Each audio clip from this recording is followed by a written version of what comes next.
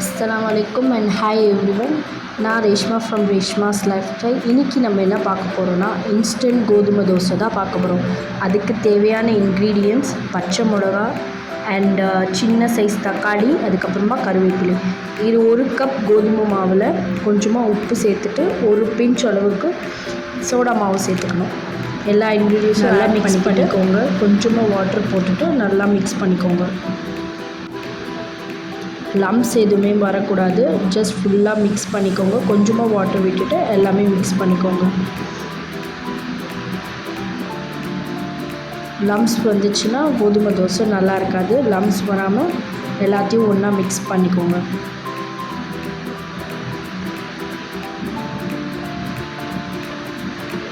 இப்படி தோசை மாவு கன்சிஸ்டன்சிக்கு வந்ததுக்கப்புறமா தோசைக்கல்லை சூடாக்கிட்டு கோதுமை தோசை போட்டுடலாம். இன்ஸ்டண்ட்டான கோதுமை தோசை 5 மினிட்ஸ்லேயே ரெடி ஆகிடும். நல்லா கிறிஸ்பியான கோதுமை தோசை ரெடி ஆகிடுச்சு.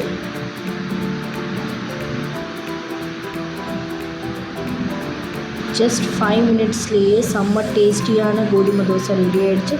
இந்த வீடியோ பிடிச்சிருந்துச்சுன்னா லைக் பண்ணுங்கள், ஷேர் பண்ணுங்கள், சப்ஸ்கிரைப் பண்ணுங்கள் அண்ட் உங்கள் ஃப்ரெண்ட்ஸ் அண்ட் ஃபேமிலிக்கு ஷேர் பண்ணுங்கள்.